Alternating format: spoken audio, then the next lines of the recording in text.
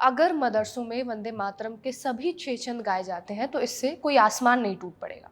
Calcutta high court ने मदरसों में वंदे मातरम को कंपलसरी करने के खिलाफ दायर याचिका पर सुनवाई करते हुए ये टिप्पणी की।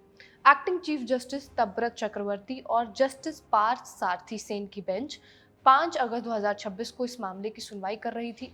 याचिकाकर्ता की ओर से कोर्ट में वकील विक्रम रंजन भट्टाचार्य दलीलें दे रहे थे। राज्य सरकार की तरफ से एडिशनल सॉलिसिटर जनरल धीरज कुमार त्रिवेदी अदालत में पेश हुए। मामले में विक्रम रंजन ने वंदे मातरम को मदरसों में अनिवार्य करने पर आपत्ति जताई और इसी बात पर एक्टिंग चीफ जस्टिस तब्रत चक्रवर्ती ने कहा कि कोई आफत नहीं आ जाएगी अगर आज मुझसे कोई ऐसी बात या मंत्र बोलने को कहा जाए जो मेरे धर्म में नहीं है। उससे क्या हो जाएगा? क्या मैं अपने धर्म से बाहर हो जाऊंगा? कोर्ट ने दूसरे धर्मों के शिक्षा संस्थानों का उदाहरण भी दिया। लाइव लॉ में छपी रिपोर्ट के मुताबिक कोर्ट ने कहा कि ऐसे हजारों क्रिश्चियन स्कूल हैं जहां सभी बच्चों से ईसा मसीह की प्रार्थना करने को कहा जाता है।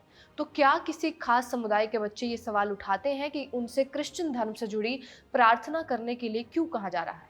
इस पर वकील विक्रम ने तर्क दिया कि वंदे मातरम को राष्ट्रीय गीत का दर्जा दिया गया है और इसे मदरसों में पढ़ने वाले बच्चों पर जबरन नहीं थोपा जा सकता। उन्होंने कहा, अगर तुलना की जाए तो राष्ट्रगान का दर्जा राष्ट्रीय गीत से ऊपर और ऊंचा होता है। इन दलीलों को सुनने के बाद एक्टिंग चीफ जस्टिस तब्रत चक्रवर्ती ने वकील से पूछा कि मदरसों में वंदे मातरम गाने के आदेश का उल्लंघन करने वालों पर क्या अब तक कोई कार्रवाई की गई है। इसके अलावा जस्टिस चक्रवर्ती ने वकील से ये भी पूछा कि सामाजिक कार्यकर्ता के तौर पर इस मामले को आप हमारे पास लाए हैं, पर क्या इस आदेश को सख्ती से लागू कराने के लिए किसी के भी खिलाफ कोई कार्रवाई हुई है? इस पर याचिकाकर्ता के वकील ने यह जवाब दिया कि वो अभी तक इसे लागू करने की हिम्मत नहीं जुटा पाए हैं। बेंच ने फिर वकील से सवाल करते हुए पूछा कि अगर किसी के खिलाफ कोई सख्त कार्रवाई होती है तभी आप कह सकते थे कि ये कंपलसरी है। क्या अभी तक किसी को इस वजह से नुकसान या सजा भुगतनी पड़ी है?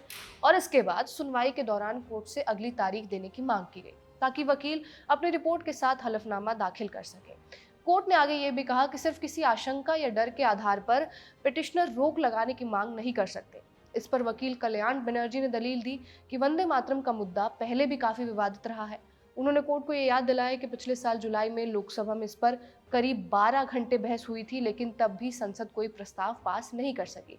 उन्होंने कहा कि ये कोई पुरानी बात नहीं है बल्कि 2025 की हालिया स्थिति है और जब संसद ही फैसला नहीं ले सकी तो अब इसे इस तरह लागू करने की कोशिश हो रही है। आखिर में कोर्ट ने सुनवाई को फिलहाल टाल दिया है और कहा है कि राज्य सरकार की रिपोर्ट आने के बाद ही इस मामले में आगे कोई कार्रवाई की जाएगी। 29 जुलाई 2026 को पार्लियामेंट में the prevention of insult to national honour bill pass हुआ था और इस बिल के तहत वंदे मातरम का अपमान करना अपराध माना जाएगा, ऐसा बताया गया था। इससे एक दिन पहले ही राज्यसभा इस बिल को मंजूरी दे चुकी थी और अब लोकसभा से भी पास होने के बाद ये बिल कानून बनने के और भी ज्यादा करीब पहुंच गया है। इस वीडियो में बस इतना ही से रिकॉर्ड किया हमारे साथी तौफीक ने। आप देखते रहिए खबरनामा। शुक्रिया।